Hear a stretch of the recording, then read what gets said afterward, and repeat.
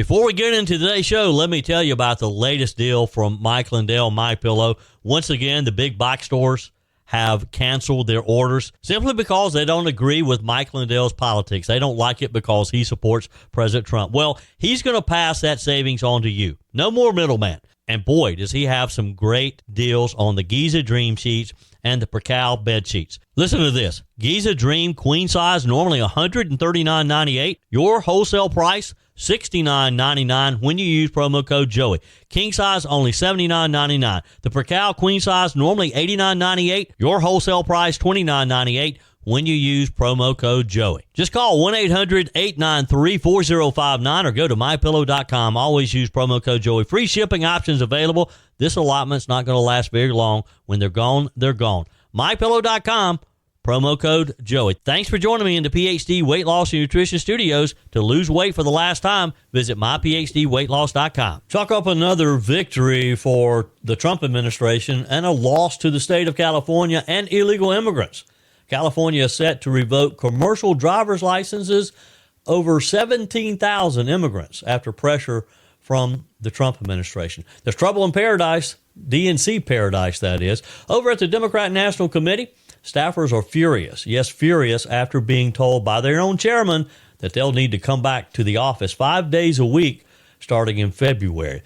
2 years ago, soon after the attack on Israel by Hamas, I was able to visit the first kibbutz that was savagely attacked by the terrorists, pretty much destroying this small village of hardworking Israelis. That community is now starting to rebuild. I have the story for you, as told by the New York Post. And Lieutenant Governor Pamela Evette joins us with her response to the federal government reopening and the damage that the Democrats have already caused.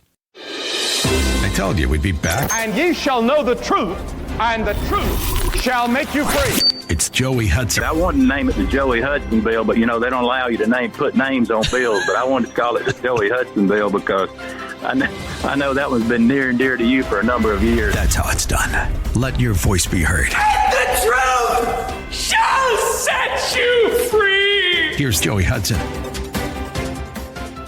So breaking news out of the state of California. They're being forced to revoke 17,000 commercial driver's licenses. That's right, 17,000 CDLs after pressure from the Trump administration and the U.S. Department of Transportation. It's a stunning move that shines a bright light on how deep this problem, the problem of illegal immigration and lax enforcement, has run inside the blue state bureaucracies, and how the Trump administration's return to law and order is starting to clean house. So here's the story. Transportation Secretary Sean Duffy didn't mince words when announcing his action. He said, and this is a quote, "After weeks of claiming they did nothing wrong, Gavin Newsom and California have been caught red-handed. Now that we've exposed their lies, 17,000 illegally issued trucking licenses are being revoked. This is just the tip of the iceberg." And I imagine that it is. So let's back up a minute. The Department of Transportation discovered that California's DMV had issued thousands of commercial licenses that allow someone to drive an 18-wheeler, a semi, or even a school bus to individuals whose immigration authorization had expired. Now, under federal law, every CDL holder must meet strict residency and eligibility requirements. So when the Federal Motor Carrier Safety Administration reviewed California's licensing records, it found major compliance problems. According to federal officials, more than 1 in 4 of the non-domiciled CDL records sampled in California failed to comply with federal regulations. Now, that's not a small clerical error. That's a systemic breakdown. And remember, these aren't ordinary driver's licenses. These are commercial licenses, the kind of credentials that let a person operate 40-ton trucks, haul hazardous materials, or transport school children. So when Secretary Duffy says this is just the tip of the iceberg, he's not exaggerating here. President Trump has made it clear from day one that American highways should be driven by legal, qualified, and accountable drivers, not individuals who slip through the cracks of California's sanctuary system. And the move comes just weeks after several horrifying incidents that put this issue into sharp national focus. In Florida, an illegal immigrant, trucker named Harinder Singh, who crossed into the U.S. in 2018, was charged with 3 counts of vehicular homicide after allegedly making an illegal U-turn on a restricted access road. 3 innocent people were killed in that crash. Investigators later determined that Singh had failed both English language and road sign tests that are mandatory under the federal law for all CDL applicants. And just days later, another man, Jasharpreet Singh, also an illegal immigrant from India, was charged in California with vehicular manslaughter while intoxicated, accused of causing a fiery wreck that killed 3 people on I-10.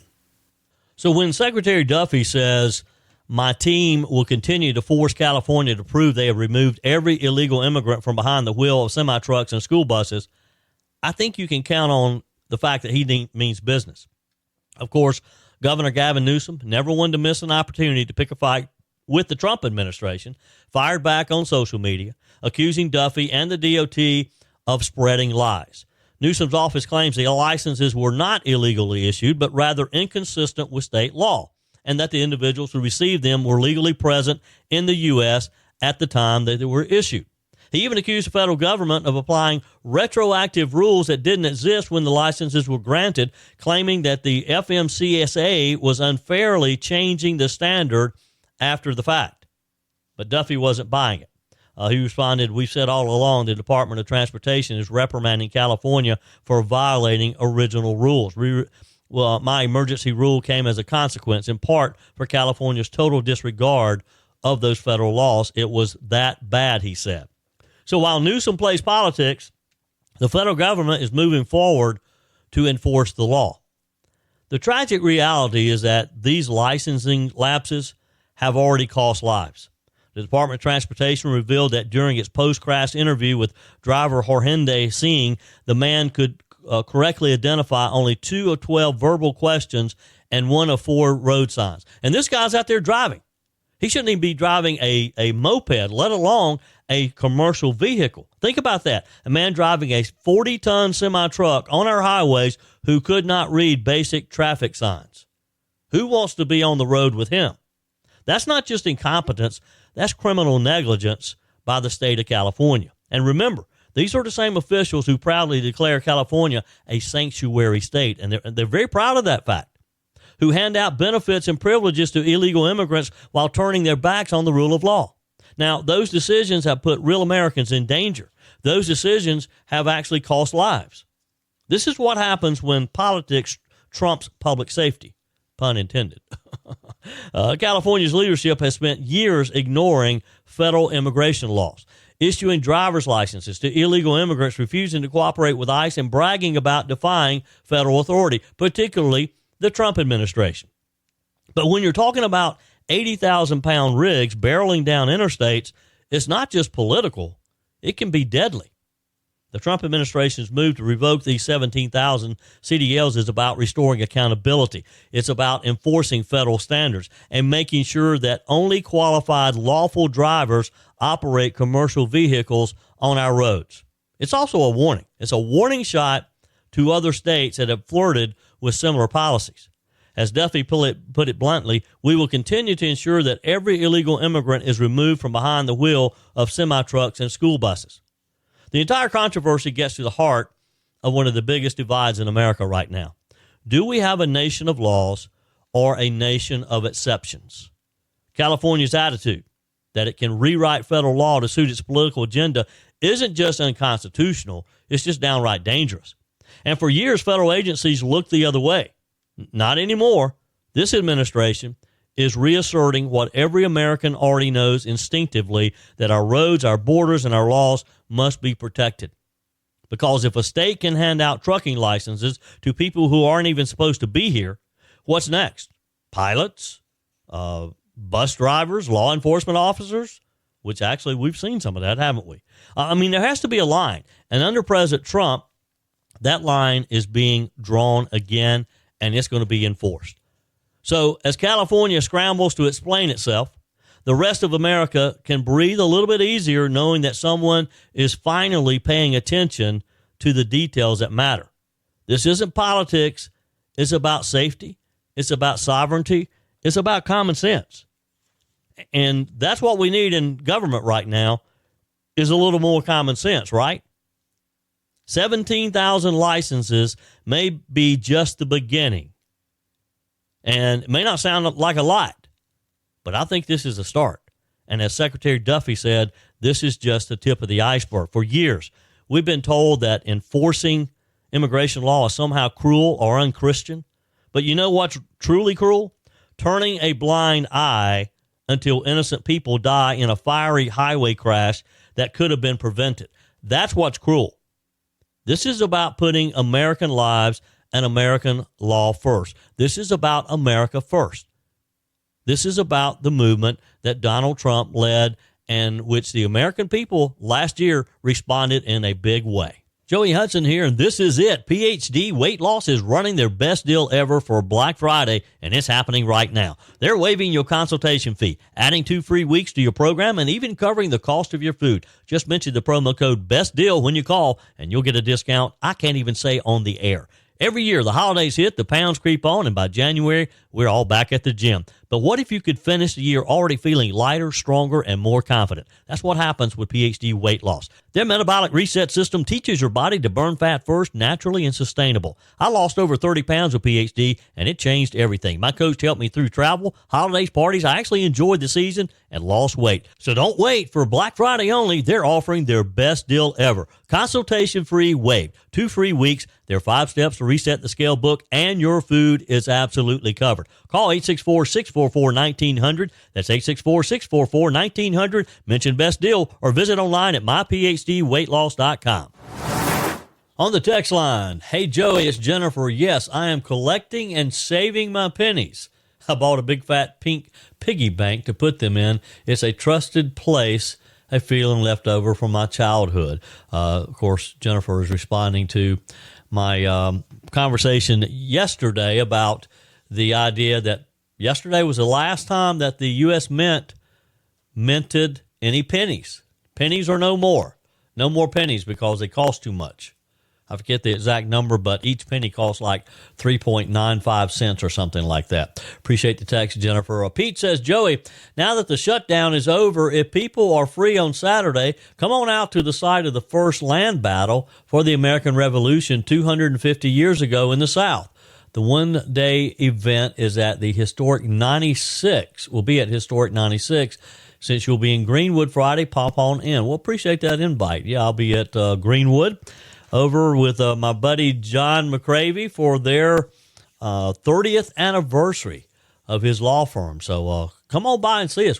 Fat Daddies will be there with their food truck with some great barbecue. It's easy to find. It's on the bypass in Greenwood, right between Applebee's and Zaxby's. So come on over, say hello to Representative John McCravey and the rest of the team there, and yours truly will be there as well. Have you heard about this story that perfectly sums up what's wrong with the Democrat Party today? They want to run your life, but they don't even want to show up for work. At the Democrat National Committee, staffers are furious after being told by their own chairman that they'll need to come back to the office 5 days a week starting in February. Now, I've heard some other people, other companies, who are also mandating that their employees be back in the office. And I'm thinking, why do you have to be told this? And why are you upset when you are asked to come to your place of employment? I mean, COVID just really messed this up, didn't they? I mean, with the stay-at-home working that was allowed, the remote working that was allowed during the pandemic, people have just gotten spoiled. If I run a business and you're working for me, I want you in the business. But not the Democrats. The same party that says democracy is on the line, the same people who spent years demanding that Americans get back to work and rebuild the economy are now melting down because they have to leave their couches and actually clock in now and go to work. This all came about during an all-staff Zoom meeting. DNC Chairman Kevin Martin announced a new policy, full in-person work for all Washington, D.C.-based staffers.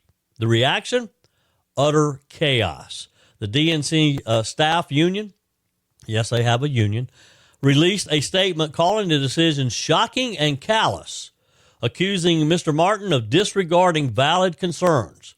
Well, what valid concerns could you possibly have for not wanting to go to your office and work, the place that you collect your check from?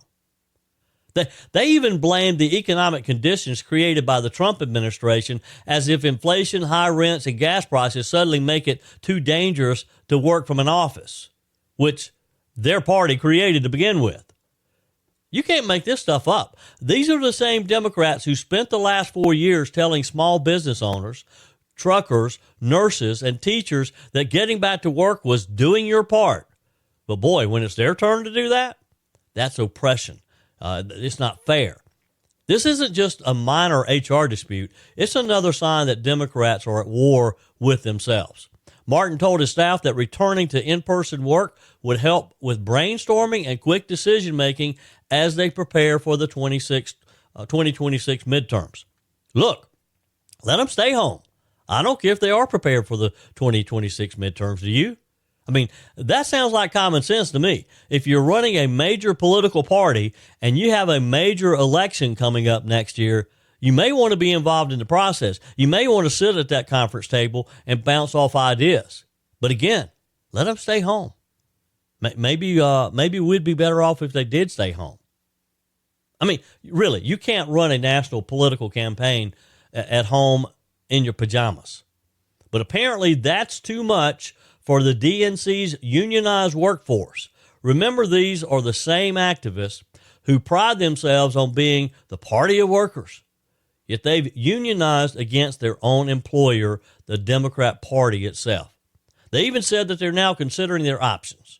In other words, more protests, more drama, maybe even a strike. Look, I got a good idea. Maybe they could strike next November in 2026.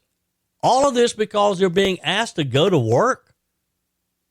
Reports say that during the call, thumbs down emojis flooded the screen. You know how on a Zoom call you can click on the emojis, a smiley emoji and all? Thumbs down from staffers tuning in remotely.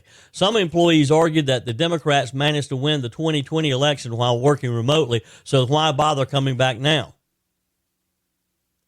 Let them stay home. Really, I'm kind of liking this the more I think about it. I mean, let's pause there for a second. They actually think running a campaign from home is normal. I mean, that's the mindset of a party that's been living in a pandemic bubble for 5 years now. Hey, folks, I have a message for you. Thank goodness the pandemic is over.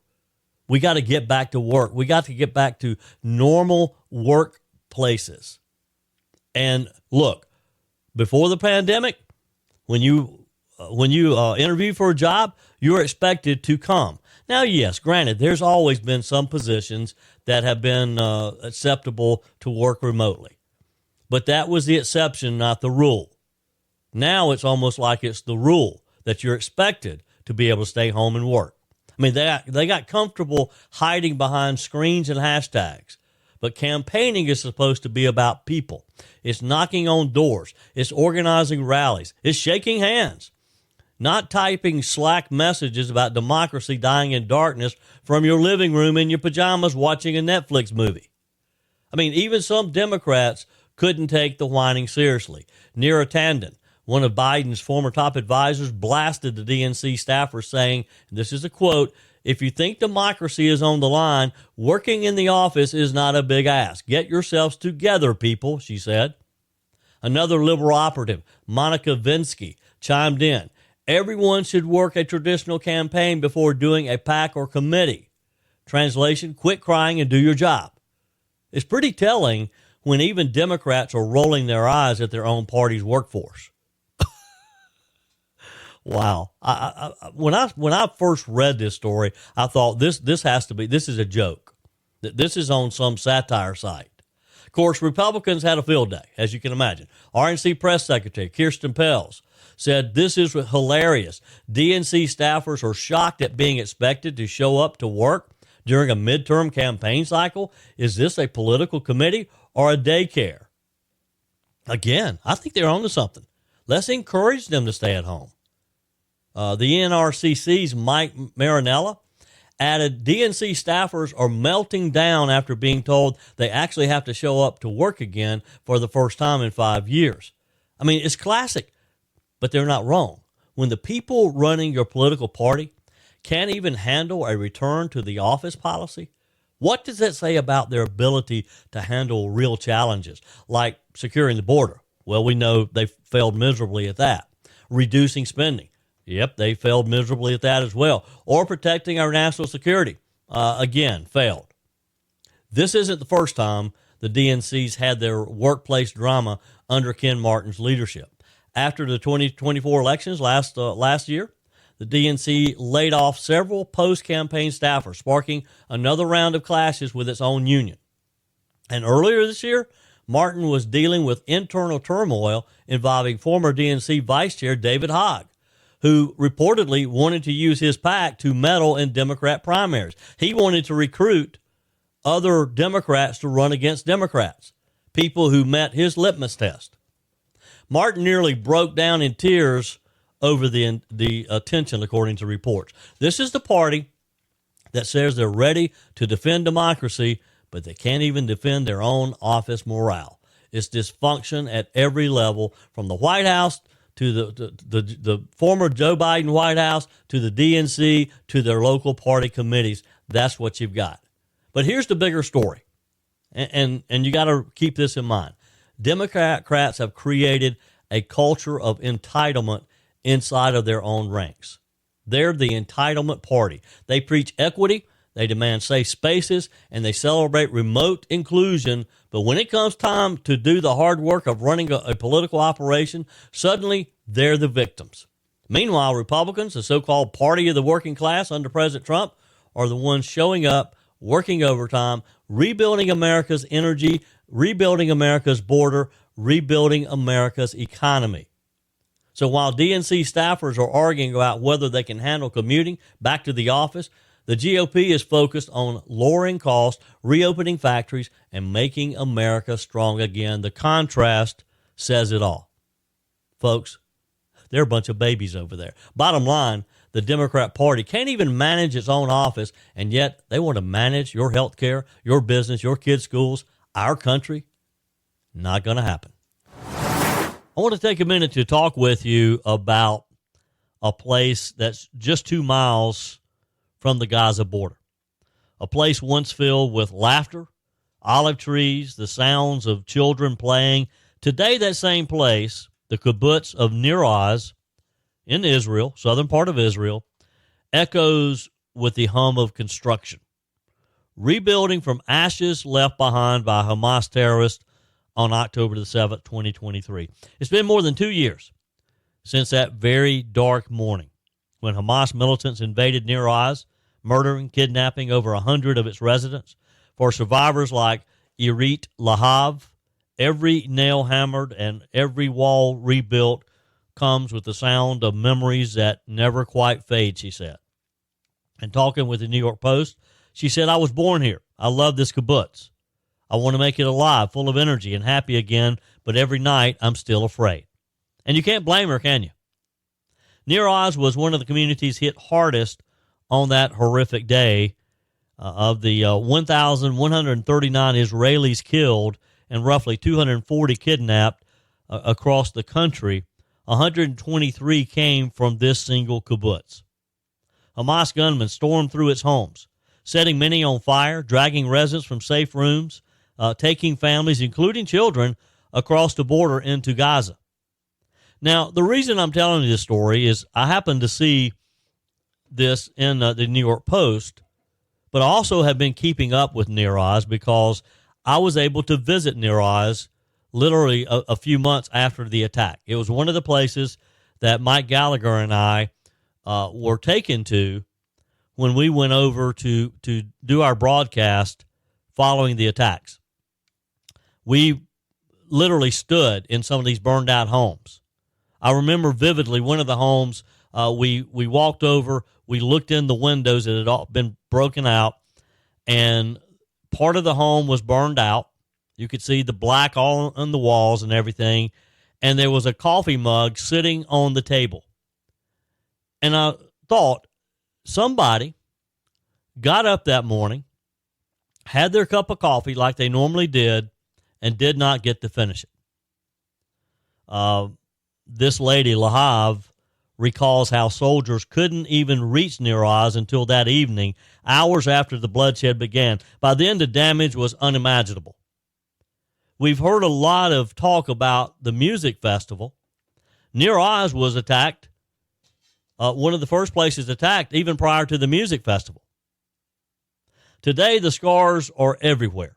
Bullet holes in the walls, again, charred ruins where families' homes once stood, kitchens frozen in time like the coffee cup I'm describing to you.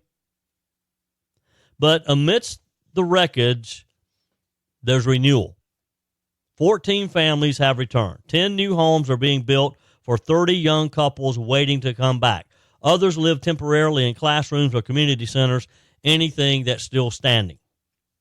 Lahav says 60% of the houses are total loss, completely burned down, so even those who want to come back need to renovate. It's one house at a time, one act of defiance at a time. For Irit Lahav, coming home wasn't easy. She told the New York Post about her parents, how they had helped found Nir Oz decades ago. After her house was rebuilt last May, she moved back alone, the only soul in her neighborhood. She told reporters, even if I would shout, nobody would hear me. Imagine that, living alone in the ruins of your childhood community, haunted by the memory of neighbors who were murdered, and yet you determine you're going to rebuild your community. Lahav describes her nights now, locking doors again, closing every window, checking over her shoulder, not for missiles, but for the fear that the terrorists might return. I don't know how you do it, honestly. And again, she can look just across the field and see the fences going into Gaza. The Israeli government has allowed Lahav to keep both her home in Nir Oz and a small apartment an hour or so away in another village, just in case she needs to escape. She admits, she says, it's been 6 months and I'm still afraid every night. Would I want to live in a place where I'm scared all my life? What kind of quality of life would I have? The question, can I ever feel safe again? And that's a valid question for her.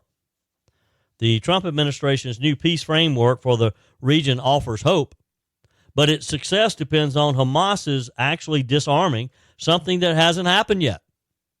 Every day, IDF soldiers confront incursions from armed militants trying to sneak past the separation line. So while rebuilding continues in Nir Oz, security remains fragile, and the emotional wounds even more so. Again, I can't imagine it, what those poor people went through, and to move back there knowing that across the field you've got terrorists still who have not disarmed yet. Before the massacre, Lahav wasn't just a resident. She was a bridge builder. She volunteered to escort Palestinians from Gaza to Israeli hospitals for medical care. She believed deeply in peace and shared humanity. That belief, of course, was shattered on October the 7th. She said, I thought the people over there, the Palestinians, are good people like me. Now, after October the 7th, I understand they really, really hate us. They think that rape, murder, and kidnapping is legitimate. That's the cruel tragedy of this war, isn't it? For years, many Israelis, especially in the kibbutz, championed coexistence. They believed goodwill could overcome hatred, but Hamas made clear that peace was never its goal. Even for those returning, I just can't imagine the emotional cost. Lahav points to a neighbor's house across from her own. The woman's husband was murdered. Her daughter was kidnapped and later released. Her home is ready, but she hasn't spent a single night there. She said she's hesitant. It's emotionally very difficult. And who wouldn't blame her? I mean, it's like waking up from a bad nightmare and realizing it really wasn't a nightmare. It happened. It was reality. Still, she says that she finds small reasons to stay. The trees. She said, I love the trees. Used to be one of the 14 botanical gardens of Israel. Now it's difficult to see, but it was very beautiful. And I can see that. I can understand that because it was. It was a beautiful area. A lot of growth. It was a farming area. You saw these huge fields of crops that when we were there had just been deserted. There's nobody there to work them. Those trees, she said, were planted by her parents when Nir Oz was founded. They've outlasted rockets. They've outlasted invasions. They've outlasted many, many tragedies. And this most recent one, of course, the biggest. And maybe that's what Nir Oz represents today.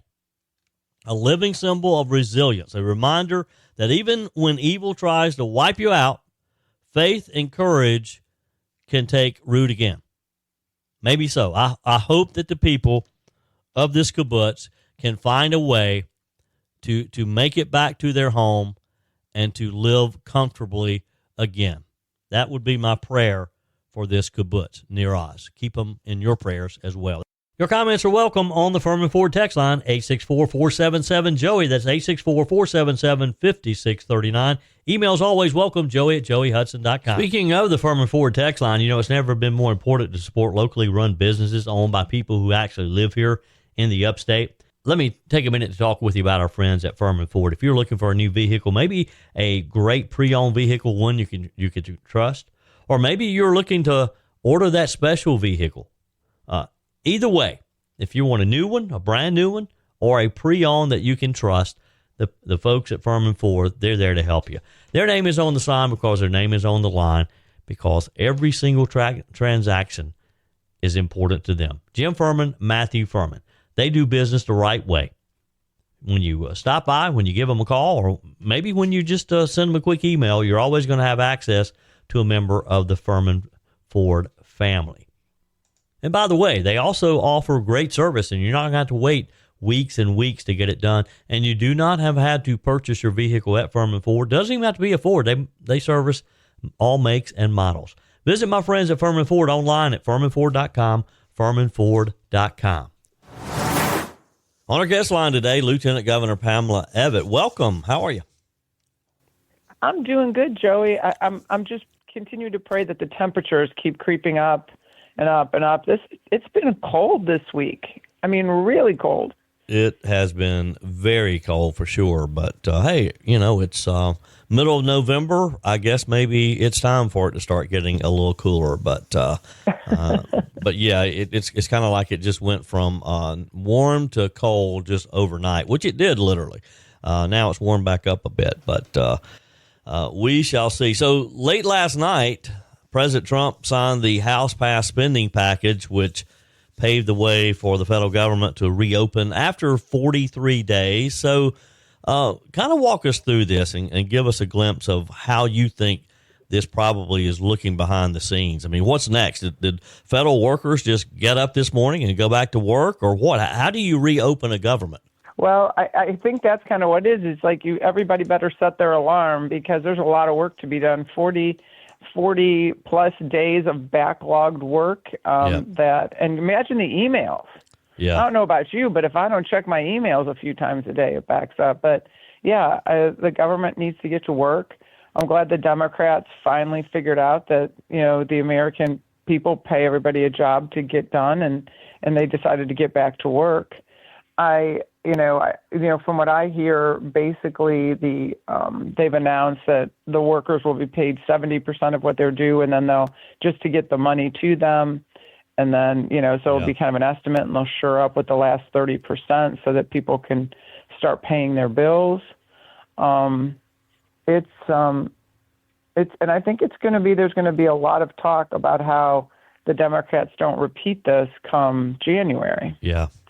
And so, I really hope people don't forget with the holidays coming on, and, Thanksgiving and Christmas feel the pain that the Democrats inflicted on the American people, and continue to be vocal to them that this should not be an encore performance as soon as this continuing resolution ends. Yeah, which is the end of January, as you mentioned. For most of it, there were some items, military and some things that were funded through the end of the fiscal year next fall. But, here's my observation on this, and I want to get your take.